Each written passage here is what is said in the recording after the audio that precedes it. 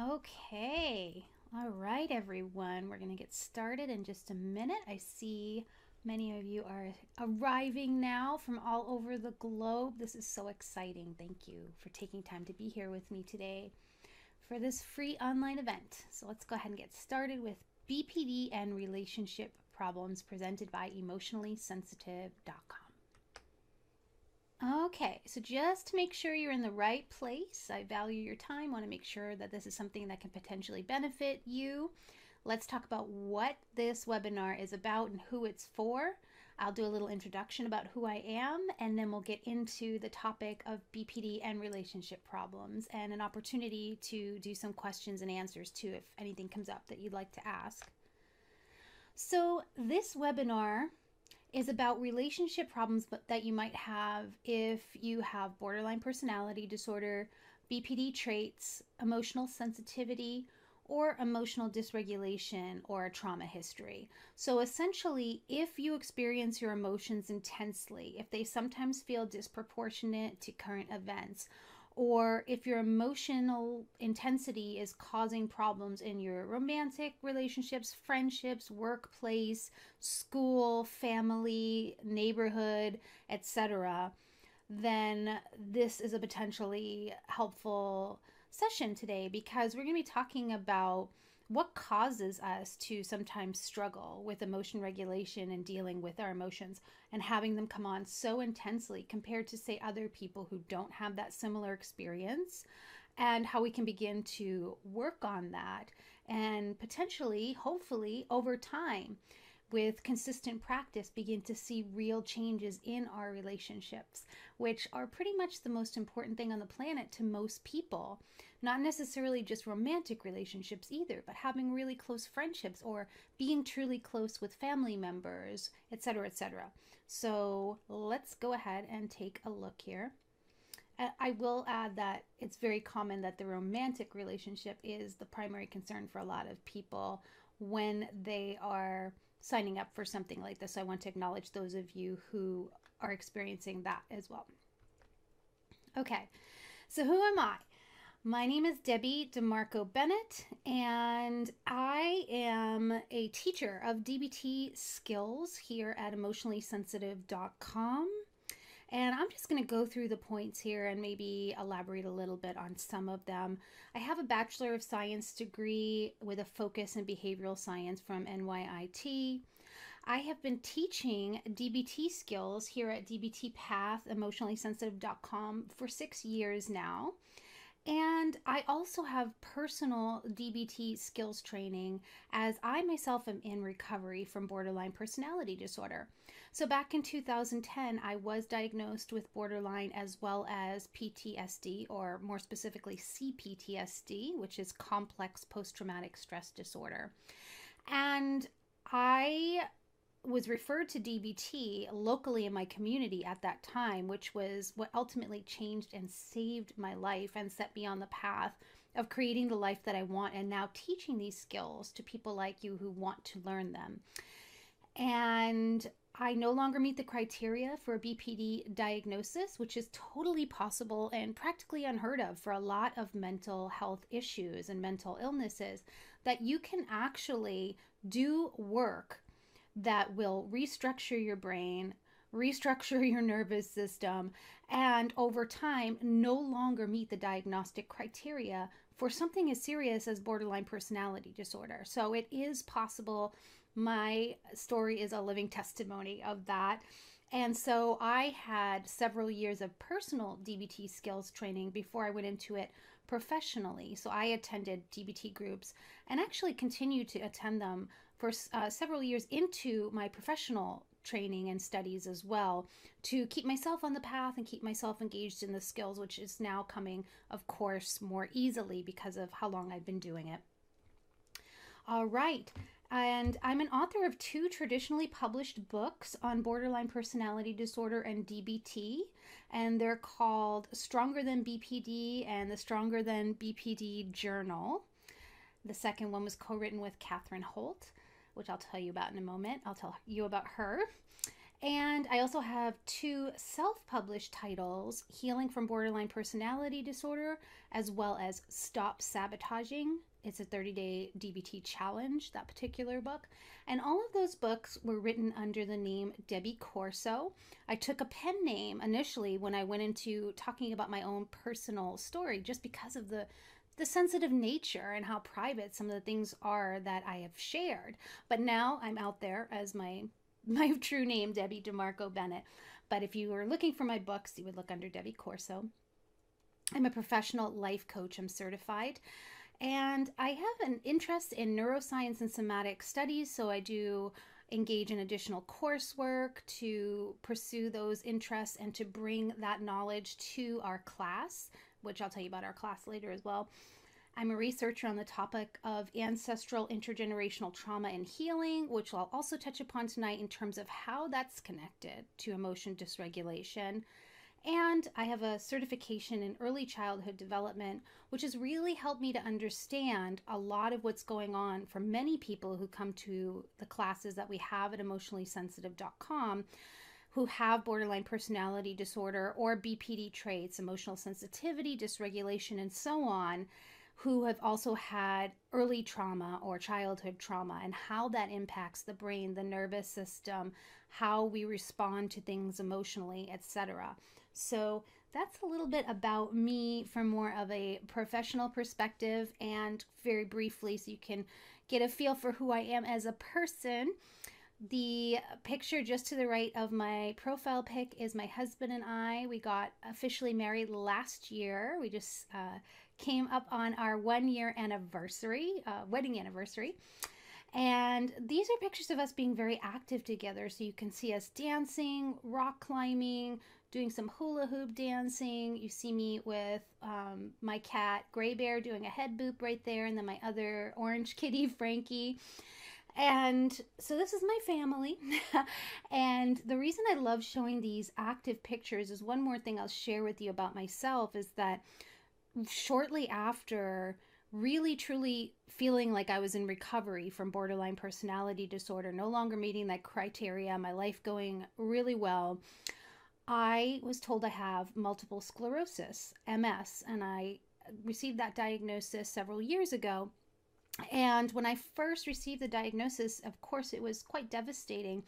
I was able to handle it, and I felt so grateful that I'd had DBT skills to handle the intense emotions and thoughts and everything that was coming up with receiving that diagnosis. However, I also lived in fear for quite some time. It was very sedentary and was not doing anything active because I was so afraid. And my husband helped me to come out of my shell and begin to do the types of activities that you see on this slide, as well as other things like riding my e-bike and scooter and so on.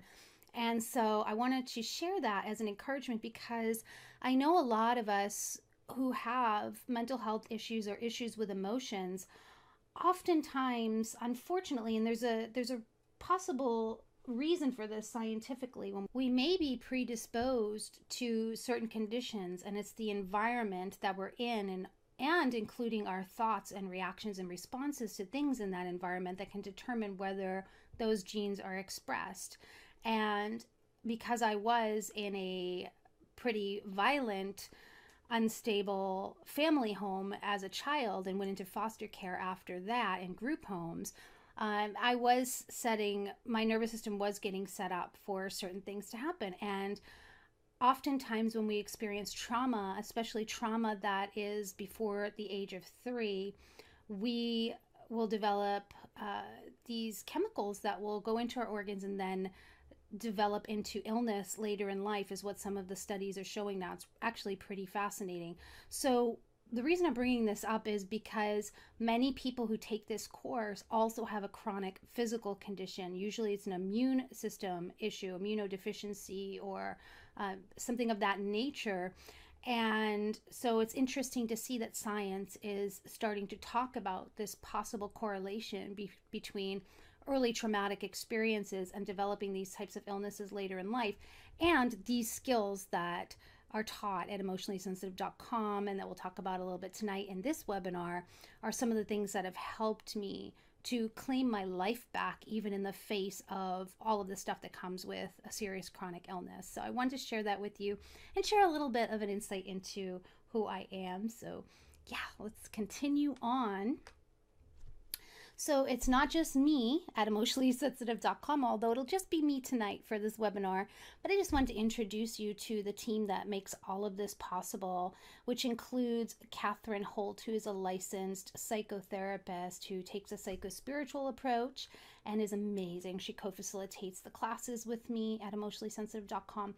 Kim, who is our community administrative coordinator and our study hall moderator, and Peggy, who is our senior admin and study hall moderator. And study hall is a private space where our students can share homework and ask questions and connect.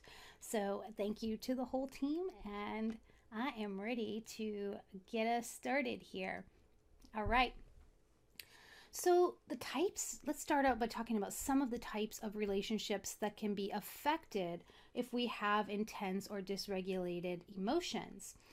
Now, this is not an exhaustive list. However, it's pretty comprehensive. So the types of relationships that can be affected include, but are not limited to, romantic, friendships, family, workplace, school, community, authority, and of course you may be thinking of even more.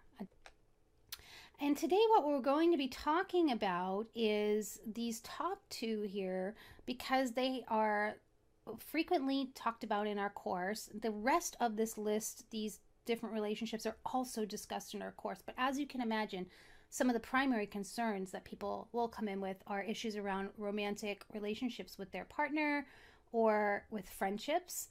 And so we'll take a look at these tonight for the sake of time, since we can't cover all of them. And as I go into this, I would like to emphasize that I have zero judgment for some of the things I'm about to say and about to share in terms of, for example, why someone would have unhealthy maladaptive behaviors in relationships and the types of behaviors and things that perhaps you're doing. And the reason they'll be included in this presentation is because they are so common, and you are in the right place, and you are here to learn about some things you can do to help yourself with these particular behaviors. And I have no judgment, and I have so much compassion for you, and I want to invite you to notice if any self-judgment, condemnation, criticism comes up, and to give yourself some of that self-compassion. Because if no one ever taught you how to handle your emotions in relationships or in the workplace or in a friendship or at school, etc., how would you know? So there's a reason why we have these behaviors, and they work for us to a certain extent to get our needs met. So they have a nugget of wisdom in them. But if you're in a class like this that we teach, or if you're on a webinar like this, perhaps you're noticing that those particular behaviors are no longer serving you. So they may have worked to a certain extent for a certain time, but they're also causing problems for you. So we just want to look at that with curiosity, non-judgment, and lots of self-compassion, and really care for that part of us that's been doing the best that it could with the knowledge it's had to try to get our needs met. Because that's all this maladaptive behavior really is. We do these things in order to try to get our needs met because we don't know a better way. Or we may know a better way, but we haven't practiced it enough for our brain to easily go to that option when we're having an upset time or an emotion that's really strong or feeling triggered. So with that in mind, let's continue on and take a look at some, again, not an exhaustive list even here, even though it's quite extensive, 25 items of romantic and friendship type issues that we sometimes might see come up. So, all right, so I'm just going to read through just so you can see if any of these resonate for you. And if you're on a cell phone, they might be really tiny, so I want to help you guys out as well. So, repeating unhealthy relationship patterns and partners. Now, this can be within your own relationships of noticing that you pick the same type of partner and have the same type of problems over and over, and or repeating unhealthy relationship patterns and partners that you witnessed as a child that your caretakers had. So let's say your mom consistently over and over ended up with men who were alcoholics. And then when you start to get into relationship, you get into relationships with men who are alcoholics. So it can be either and or. So next one is afraid to be alone or codependent. This has a lot of roots oftentimes in the next one, which is the fear of rejection and abandonment. Being alone can feel intolerable for some people who have emotional sensitivity or BPD, and there are layers to that and multiple variables and possible reasons. I will share with you that personally, and a lot of people can relate to this, is not everyone's story. For me, I had one of the diagnostic criteria for borderline personality disorder is identity disturbance, and that was one of the prominent symptoms I had when I was diagnosed. It's no longer a part of my criteria. I no longer meet that criteria. Excuse me. And but at the time when I was diagnosed, I was terrified to be alone. And I had a partner who would go to Europe on business and to visit family. And each time he went, I would get so physically sick from the anxiety and panic that I would end up in the emergency room needing an IV because I was dehydrated. No joke, it was that extreme.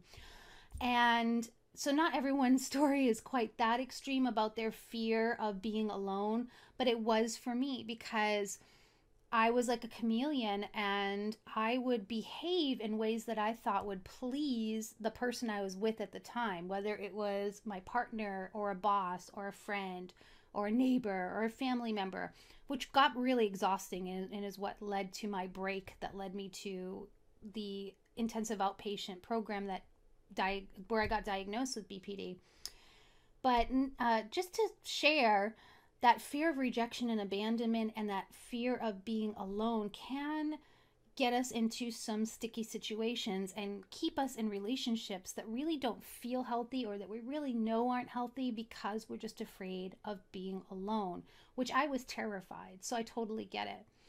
Then I chose to be single for many, many years before I finally met my husband. So I know it's possible to do this work and to get to the point where if you're someone who literally gets sick, and it doesn't even have to be that extreme, when you're alone and you're afraid to be alone and you feel like you don't know who you are, you don't have a sense of identity, and it's really scary, you can get to the point of enjoying time alone and not being scared like that, because I was one of the worst case scenarios and it turned around using DBT skills, which I'll tell you a little bit more about what those are in just a bit. Excuse me again.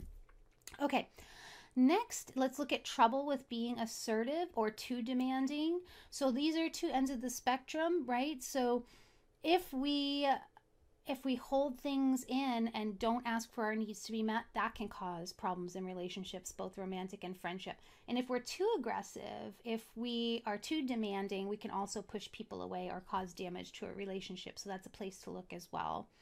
Lack of confidence and self-esteem, myths about being undeserving or not good enough. So these are messages that we perhaps learned over time or came to believe, and we address these in our interpersonal effectiveness course at emotionallysensitive.com about identifying these and really trying to figure out where they came from. And we don't always have to be able to do that to move forward, but sometimes it's interesting to see, hey, this was my mother's belief or my grandmother's belief, and I am deserving and I'm good enough. And it's like this transformative moment that can happen. Suppressing needs is similar to what I was talking about with not being assertive enough.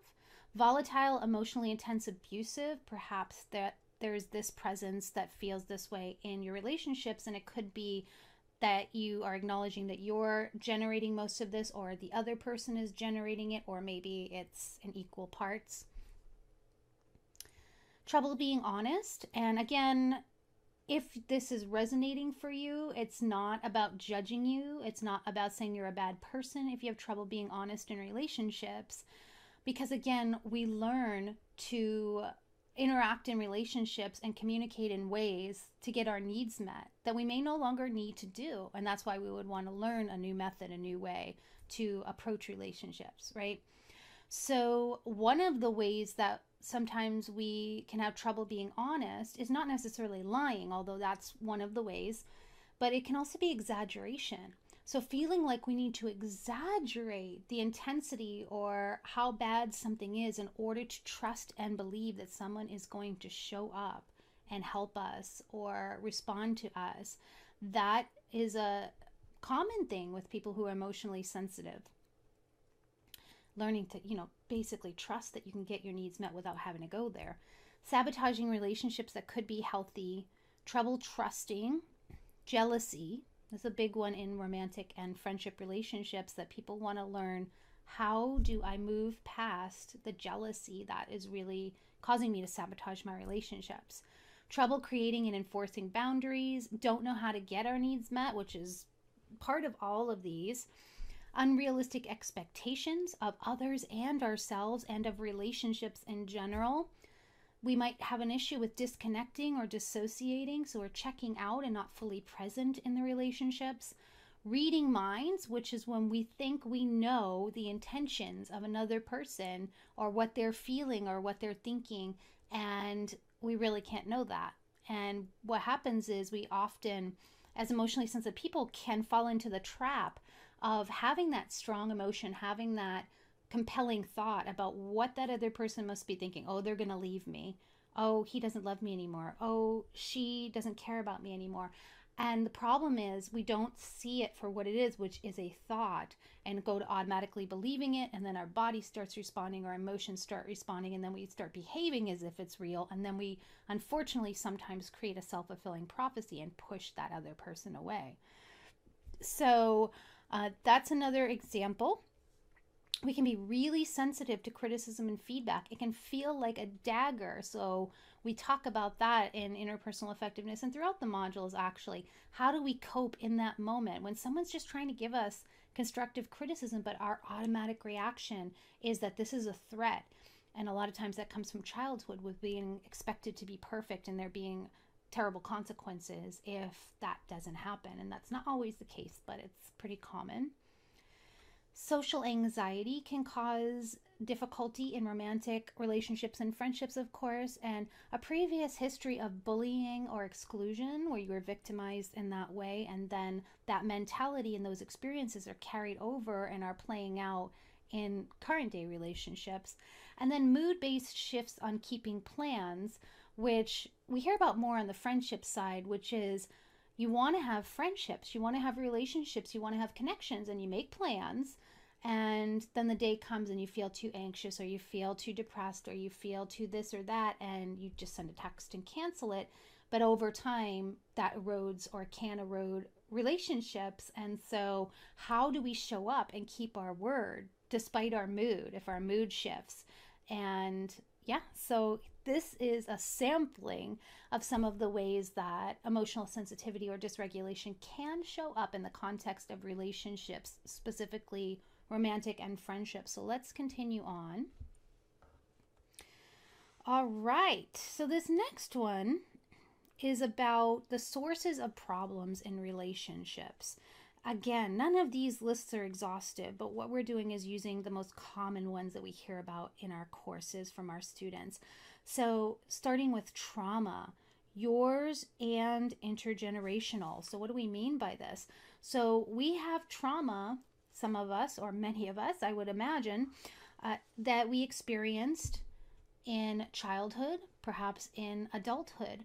And then we have what's called intergenerational trauma, which means that any kind of trauma that your mother or father may have experienced, as well as their parents, could be influencing us in terms of our own relationship problems today in a variety of ways, including involving these coping mechanisms that our ancestors learned to cope effectively were passed down to us, and we may no longer need them. So for example, it doesn't even have to be in the context of a relationship, but if one of our grandparents was in a war and became extremely hypervigilant and responsive to certain sounds, and we're still reacting that way, that's an example of how a trauma can be passed down, because the way that evolution would see it is that we need that because it's thinking that we're being born into the same world and circumstances as our ancestors, but we're not, gratefully, in a war. And our bodies are still responding in the same way. So we have to learn ways to calm our nervous systems and cope effectively with that. And also, another way that trauma can be transmitted intergenerationally is through behavioral transmission. So if your mother, grandmother were treated a certain way as children or in relationships as adults, their worldview of relationships, how relationships work, how they should show up, how their partner should show up, what kinds of things happen, what kinds of things don't happen, influence how they perceive the world, how they then parented the next generation. And we witness this, right? So we witness it in the parenting and grandparenting that we receive. However, it might be skewed. It might not be true for us in our relationships today, and could be a source of problems, misunderstandings, and things that we're dealing with. So this is one of the newer components to the interpersonal effectiveness course at emotionallysensitive.com that we're adding in, which is really fascinating. I should mention at this point that the classes that I'm talking about are really holistic in nature. So they cover not just DBT skills, but all of this other stuff. I'll get into that a little bit later. Okay, and so modeling, which I essentially covered there as well, and then something called skills deficit, which we'll talk about a little bit more in just a few moments. So what can help? That's really important and what we want to look at today, right? And learning to cope effectively when we're triggered is what can help. And you notice that effective has an asterisk, and that's because in DBT, dialectical behavior therapy, the type of skills that helped me and that I'm going to go over a little bit with you tonight, we ask ourselves when we go to change a behavior, we look at a behavior, is it effective? And then we say effective for what? And we say effective for my short and long-term goals, which we have to get clear on. What are my short and long-term goals in terms of romantic relationships, friendships, workplace relationships, and family relationships, etc.? So we want to learn to cope effectively for our goals when we're triggered. And we can do this in a few ways. And one of them is by understanding our nervous system health. So these reactions that we have in our bodies, the physiological symptoms that we have chemically, hormonally, etc., when we're activated and when we're triggered, just having that knowledge alone can be so helpful and empowering, because we know what's going on when we start to feel things in our body, and it can be less scary and we can move through it with more ease and tend to ourselves in a way that's caring and loving and brings us back to regulation more quickly than without doing these types of things. So for myself, once I started learning things about nervous system health and DBT skills, my rebound time or recovery time from being triggered and completely dysregulated and feeling like I couldn't function in the world went from that lasting, let's say, almost a week to maybe like a day or even a half a day. And sometimes, if it still happens today, which it does occasionally, I will recover within a few hours to a day. So it can be so empowering and very, very helpful.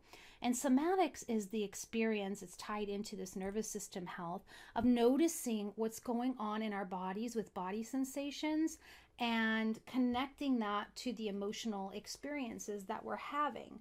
So, for example, if when you were 7 years old, something very frightening happened, and at that time, there was a certain smell in the air, or a certain song was playing, or you had just eaten something and had a certain taste in your mouth, or you got nauseous or had a certain sensation in the pit of your belly. Now, in present time as an adult, sometimes when we get when something is startling to us or upsetting, we might notice that sensation in our bodies and begin to panic and think, oh my gosh, I'm having an anxiety attack, I'm having a panic attack, where it's just a physical sensation. But because the brain paired it and associated that physical sensation so long ago with something traumatic, it feels like trauma is happening in this moment too. So we talk about that as well in our course. Understanding your trauma history info as well. So going to psychotherapy and talking about the things you have been through, the things you have experienced, and the things that you're aware of from your family history can all be very, very helpful at coping effectively, because having this knowledge gives you new information so that you can make new choices about how to respond in the moment when you get activated or triggered. All right, what else can help? All right, learning to notice our belief systems, stories, and myths about how relationships should look and work and how we and others should behave in them, etc. We can use a skill called fact checking, which is basically challenging the thoughts and intense emotions we have in the context of our relationships when they're causing trouble. So let's say your husband is pulling out of the garage and heading off to do something, and he says, I felt really pressured by the way you worded something earlier today, and I wish you could have asked me instead of making me feel like I had to do it. What would your reaction be if a partner said that to you? For a lot of emotionally sensitive people, it would be very frightening to hear that, because there would be a physical sensation, maybe in the pit of the stomach or in the chest or somewhere else in the body, connected to a past trauma. And then there might be this thought, oh my God, he doesn't love me. Oh my God, I failed. I didn't do this right. He's upset with me. What if he doesn't come home? Like, all of these things can go through our brains. With fact checking, we're challenging these things because we can't believe everything that we think or that we feel. And I get it that it's really compelling to believe a frightening thought when it's accompanied by an intense emotion like fear, anxiety, or panic, or has those body sensations coming up for us inside that are associated for us with fear and panic and anxiety. But it's life-changing when we begin to analyze and look at those moments when we're triggered, when things are really intense, and slow it down to the best of our ability and start to look at, is this even true in this moment? Can I fact check this? Is it certain that that's what he was thinking? That's what he was feeling? Remember earlier we talked about mind reading, and we can't do that with people. Does it serve my goals to go down this road of becoming dysregulated and staying stuck in believing thoughts that may not be true, or intense emotions that are coming up? What else might be true? So it could be this person, my partner, was being assertive and asking for his needs to be met, and that scared me for a moment. So you can break it down into facts. So my husband said, whatever the quote was I said, and then I had the thought, I'm afraid it means he's going to leave me, or I'm afraid I failed, I'm afraid he doesn't love me as much. And I had the emotion of fear, anxiety, or panic, and I noticed these sensations in my body. So this can be really helpful, because a lot of times when we're emotionally sensitive or easily dysregulated, what we've come to do is just believe intense emotions and scary thoughts at face value. So this particular skill, this tool, can help us by actually looking and checking the facts and seeing if there really is a threat present, because oftentimes there isn't. It's our fears and our thoughts, but not something that's actually really happening in this moment. So we end up suffering unnecessarily, and we can begin to reduce that with this particular skill. Next, understanding the science and impact of ancestral intergenerational trauma as well as early trauma and beginning to release it. So I talked a little bit about that early on with epigenetics. So we used to think that if our ancestors had certain diseases, like for example in my family, pretty much all of my grandparents and then even a previous generation died of heart disease and heart failure. And so it used to be that, and there was diabetes in the family as well. And it used to be that you would think when you got older that that's what you're going to die from. That's what you're going to go on to develop. But now we understand, as I was mentioning briefly earlier, that even though we inherit DNA, we also have what are called epigenetic tags on our DNA. And those are what determine if something actually expresses in the gene. So this means that you can come from a family that has all types of physical things with their heart and with diabetes, and because you choose a different lifestyle, maybe you're more active, you eat more healthy, you go to your doctor's appointments, you get monitored, you may not ever go on to develop that heart issue. And so we look at this in the context of trauma and in the context of releasing trauma, in the sense that Well, it's a really vast world actually, but just for simplicity's sake, like dealing with anxiety, dealing with emotional sensitivity, and how we can choose to begin to rewire the neurocircuitry in our brains so that we're not necessarily responding in the same ways that our ancestors did to upsetting stimuli and to triggers and things that activate our nervous systems, which takes us into nervous system health, somatics, dealing with sensations, which I already went into a little bit. Psychotherapy, of course, finding an awesome therapist who can help you and support you through working through these issues can be invaluable and highly recommended in terms of working through this stuff on a deeper level. And perhaps you're someone who finds comfort and support and help in spiritual counseling or coaching. So this is another area that can be really helpful for working on regulating intense emotions, is to take care and to seek services and connection and support in these areas. So I told you I was going to get into DBT, which is primarily what we teach at emotionallysensitive.com. It's the foundation of our courses. And learning and integrating DBT skills into your life can be life-changing. And again, it's what helped me to shift from fully meeting the criteria for borderline personality disorder to no longer meeting that criteria and radically changing my life. So why don't I give you a brief overview in case you're not familiar with it. Some of you are. Some of you have been following me for a while on social media and such and on my email list.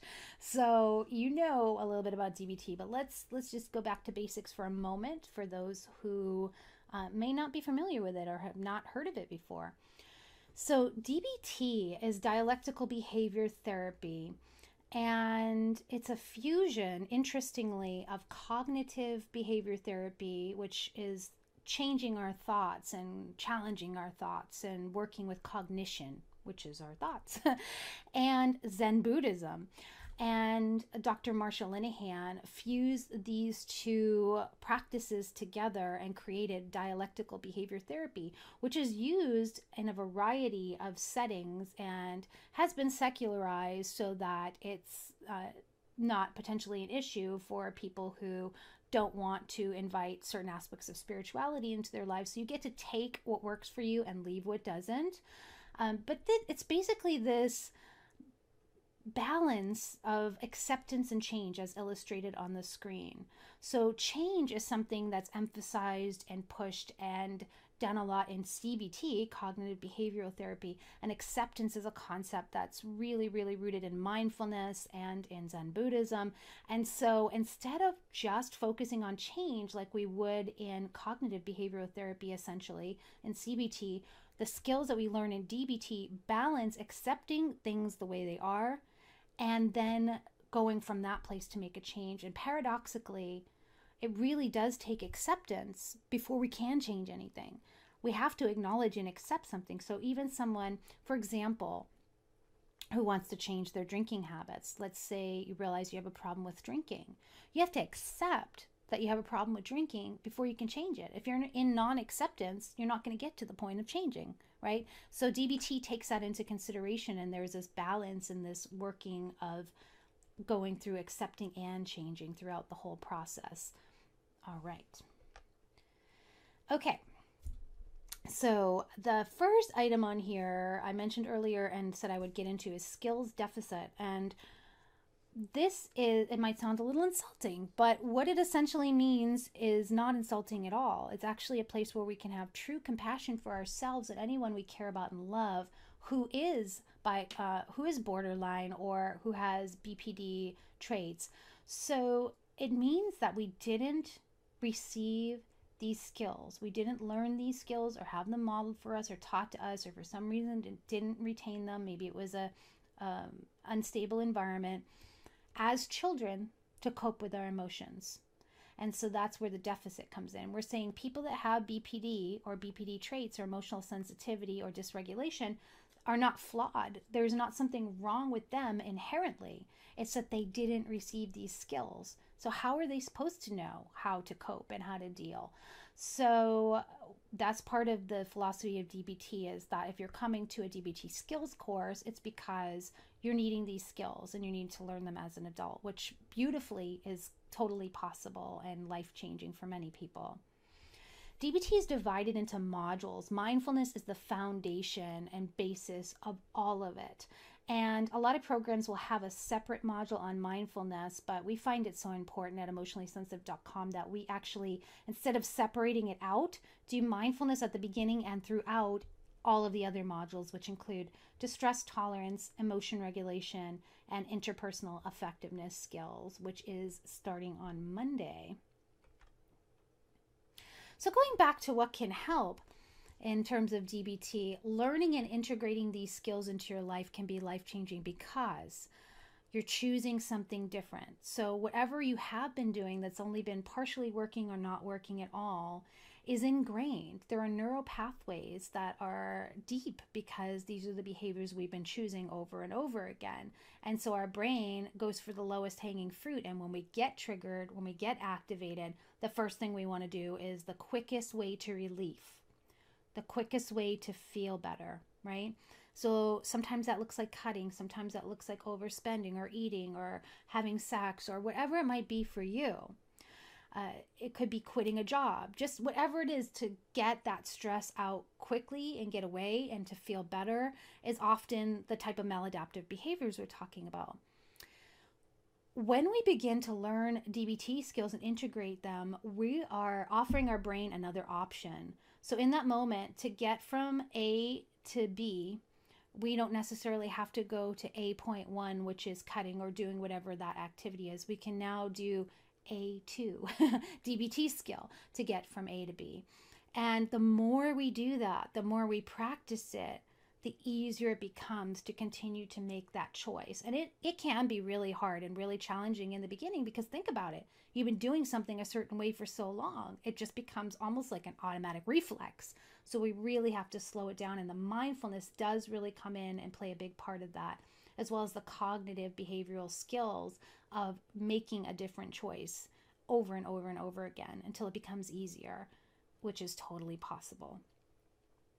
So ideally, I like to tell people to get into a local group if you can find one. I was able to do mine through Kaiser Permanente, which was a real blessing, and it was a very helpful group.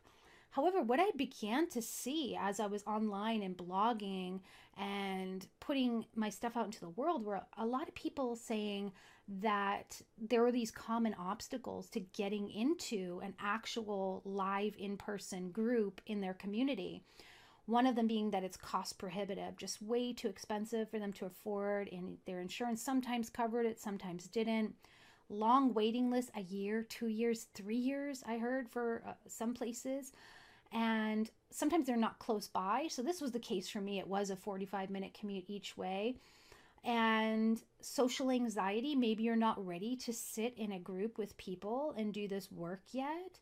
Or maybe you're a public figure or have a privacy concern. So when I say public figure, yes, we have celebrities who take our course. We have people in government who take our course.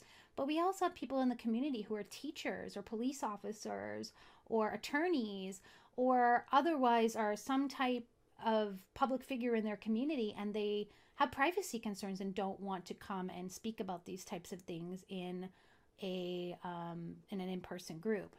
And so these are just some of the reasons why we might feel like we're coming up against obstacles when it comes to in-person DBT groups, which is why I'm going to lead into talking about another thing that can help that I've been mentioning and sprinkling throughout this presentation, which is our online DBT group courses here at emotionallysensitive.com, which start on Monday. And I created this course because of those obstacles that stood in the way. I just couldn't believe how many people needed or wanted to do this work and learn these DBT skills who, for the reasons mentioned and other reasons, couldn't access it, couldn't do it, couldn't be a part of this, and it was unacceptable to me.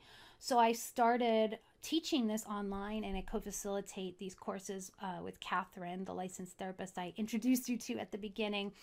And we are now serving students from around the globe who want to learn these skills and be part of a community and do this work.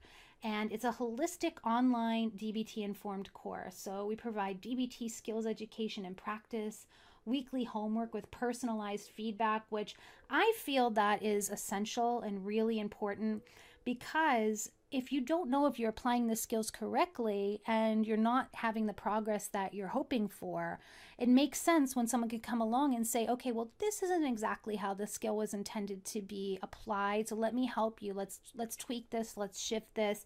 So getting that personalized feedback and also the encouragement when you have a skill success can make all the difference. When you're trying to just do this work using a workbook and doing it on your own, it can be a lot more challenging.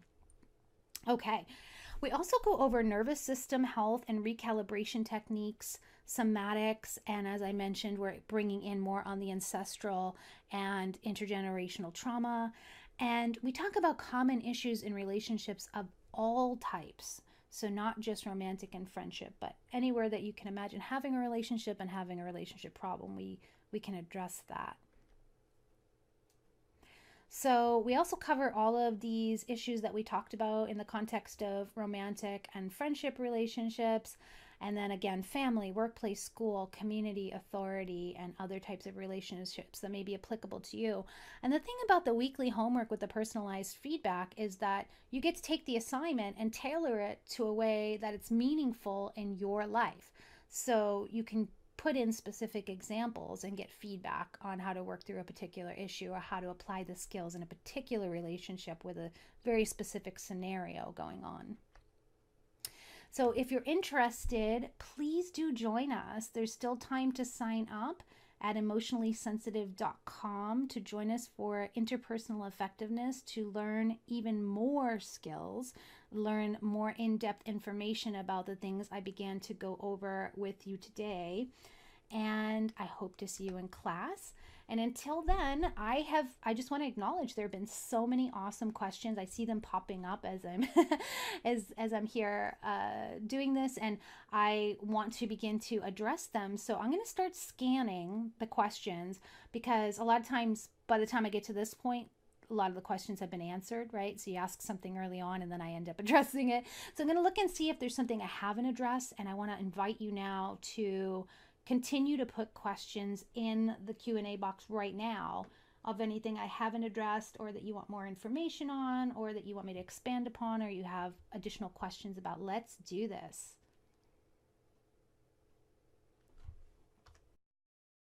Okay, let me see if I can get just my camera going. If tech's going to cooperate, we'll see. Slides up first so I can take your questions and read some of your lovely comments too that are coming in. You guys see me? Oh, I wonder if there's a way to do it some a little bigger. There we go. Whoa, that's huge. Okay. All right. So let me go ahead and see what some of your questions are that are coming in. Thank you guys for joining me, and thank you for the ones who have hung in there till the very end here. I hope that I can help you with an answer to something that you may be curious about from the presentation or DBT in general. So let's see. Oh, that's nice. Thank you, Joe. Joe says, thank you for making such a difference, Debbie. Your YouTube videos have helped so much. Joe, I'm so glad to hear that. Thank you for telling me that. Thank you, Lee. Chris is asking, is there a way to save this webinar to share with my partner affected by BPD? Yes, Chris. So within 24 hours, probably much sooner than that, of when we end tonight, I'll send out a link so that you can watch it again. You can share it with whoever you think it would be helpful to share it with. And so, yes. Elizabeth's asking, how much is the cost? I'll get to that in just a minute, Elizabeth. Thank you for asking and for being interested in the course. I'm going to take a few, couple of other questions related to DBT, and then I'll definitely get to that. So hang in there. Okay. Angela says, I don't understand the identity, the loss of identifying who you are. Tell me a little bit more about that, Angela. So are you personally affected by that, or are you curious because you know someone who has that symptom, or because you heard about it for the first time tonight when I brought it up? so that I can tailor the answer as best as possible. Let's see. Sheila, that's a great question. Sheila's asking, what can we do at home when we're feeling that fear, that panic of being alone?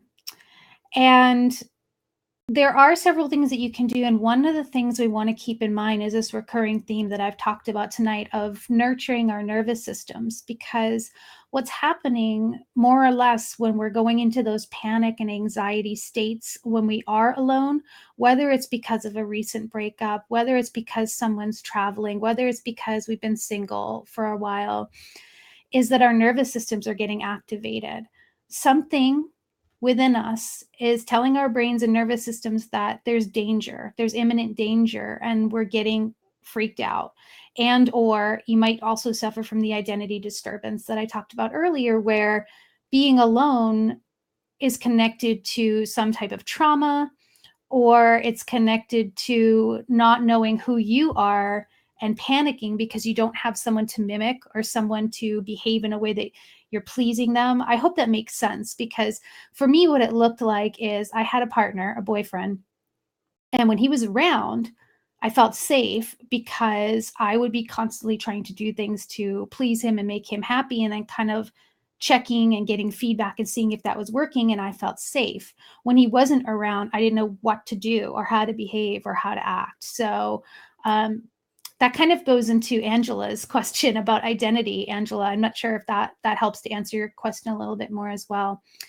But Sheila, some of the things we can do in DBT, there's something called self-soothing, as you know, Sheila, as a student of DBT path or past student. Um, self-soothing is when we choose to soothe ourselves through our senses. So through vision, through smell, through taste, through healing and healing. But that was probably not a mistake. Hearing and through touch. So we look for things that are pleasurable to take in through our senses, to give our brains and nervous system a different type of stimuli, to give ourselves something that feels more nurturing and more soothing to help us calm. And then this might sound really silly because DBT was put out in the early 90s. But Dr. Linehan has recommended that if you're feeling really lonely, you can call 800 numbers, or numbers where you would order something or ask questions about a product, just to have human communication. You could do this with a friend or someone you really know as well, or a support hotline, things of that nature, but just feeling like you have that connection. For me also, and this is not for everyone, some people don't like to have the television or radio on, but I found that that was somewhat soothing, to put like a talk radio or some type of program where there was a lot of like Ellen or something like that, where there are people engaging in conversation and having that on in the background. And I know it doesn't solve the problem of being afraid of being alone, and it doesn't solve the problem of being alone. However, anything we can do to manage that anxiety and panic and the resulting urges we might get to do unhealthy behaviors, so that we can take better care of ourselves while we're moving through that grief, or moving through that sadness, or moving through that fear of being alone, is a positive, right? So that's one thing, self-soothing. Distracting is another. So getting yourself involved in some activities to keep your mind busy. And the activities that are best are the ones that you can really throw yourself into. And this is another thing we say in DBT. I don't want to offend anyone, but we don't want to half-ass it. So we don't want to say, I'm going to do this project to get my mind off of being alone, and then we're like not totally committed to it, and then we're still letting ourselves drift into the thoughts and letting it spiral out of control with the emotions. We want to throw ourselves into the activity as much as possible. Again, sending information to our nervous system that we are safe and that everything is okay. We might be uncomfortable. It might be unpleasant. We might hate the fact that we're alone, but we don't have to let it totally dysregulate us or cause us to engage in behaviors that we're going to regret. All right. Caitlin's asking, if I can't make the first session, will the class be available on a link to watch at a later time? Yes, Caitlin. So the weekly DBT class is live on Mondays at 4 p.m. Pacific for an hour. but it is recorded because we have a lot of international students who just can't make it at that time or who are working during the day at that time. So you do have access to it during the week at your convenience so that you can review it. Grant wants to know when the recording of this will be available. Within 24 hours, Grant, I'll email it out to all of you, probably much sooner. Let's see. Oh gosh, you guys, so many great questions and comments coming in. Give me a sec to scan here.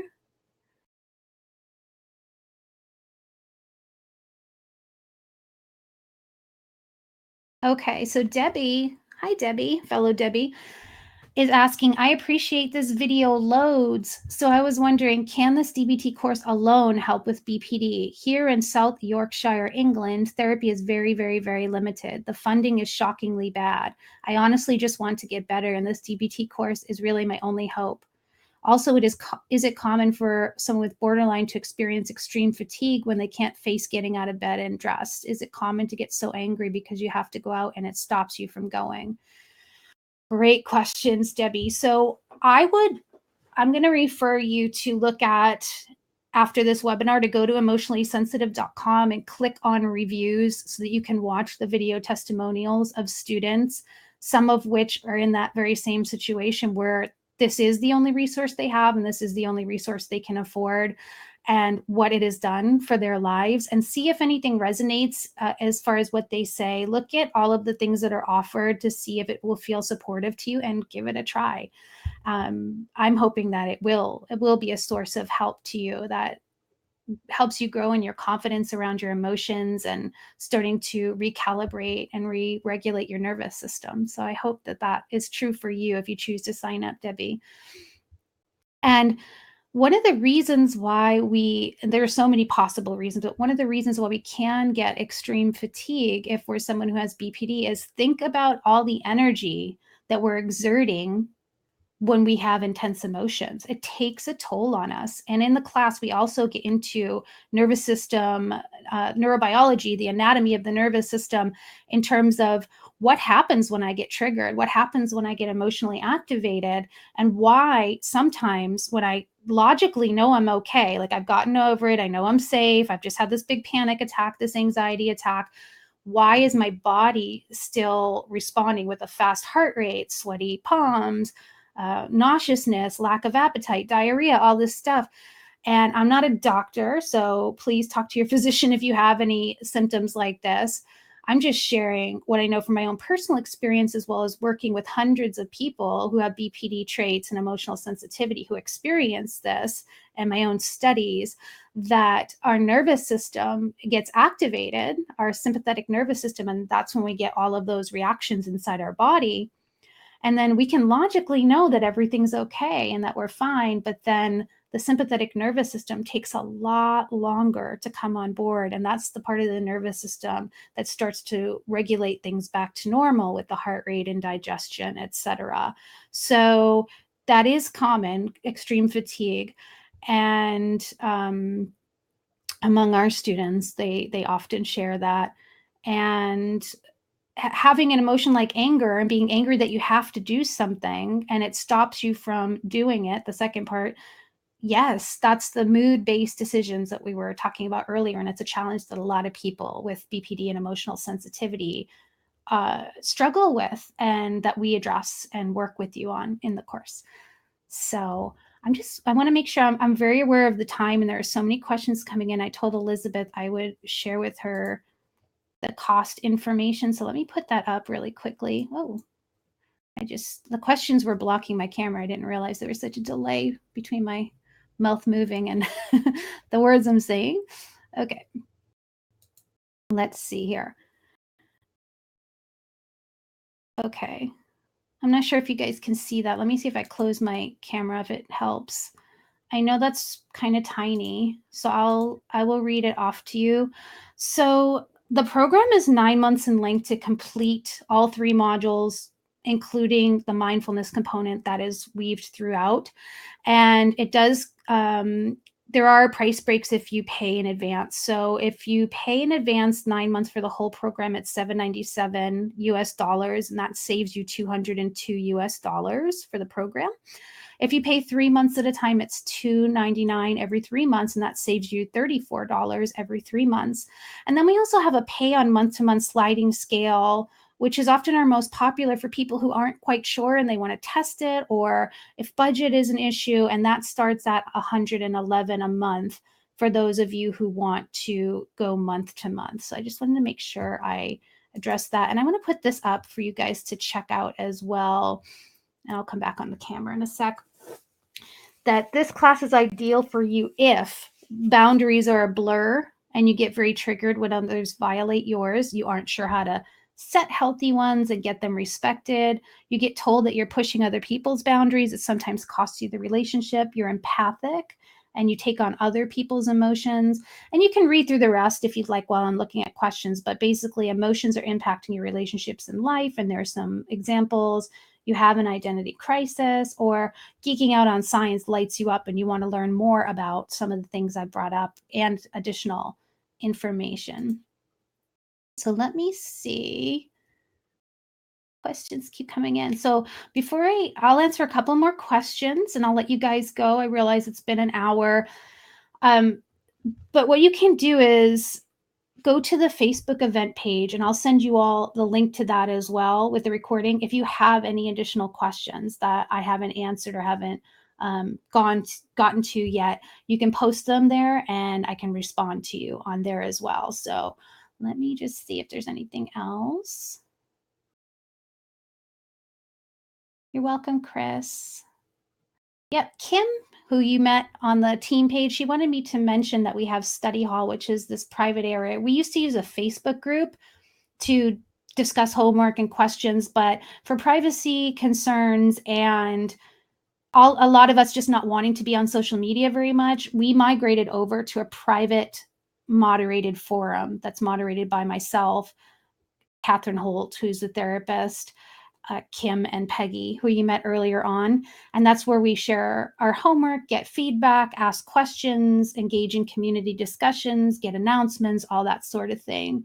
It's a really neat space. Thanks, Kim, for mentioning that. All right. Gosh, just so many. Okay, I'm just going to read one more from Candy. Candy says, I just enrolled recently and think this is a godsend for me. I was triggered big time recently, but my previous DBT skills I previously learned helped me so much. What would have taken me weeks to cope only took me overnight this time. I realized I made the right decision in enrolling in this course. Awesome, Candy. I'm so looking forward to working with you. Thank you. Thank you for sharing your own personal experience too with applying these skills and seeing it make a difference. So everyone else, please look for the link that I'll email you if you still have a question so I can respond to you. And if you're interested in signing up for the course after this webinar, please go to emotionallysensitive.com and click on classes. And I will see you in class on Monday, which is totally awesome. And you are now on my email list. So when I do other events, whether they are free or paid, you'll know about them. And you can unsubscribe at any time. But if you found value in this, you might enjoy some other things that I put out. So hopefully you'll choose to stay on the list. All right, everyone. See you over at emotionallysensitive.com. Bye for now.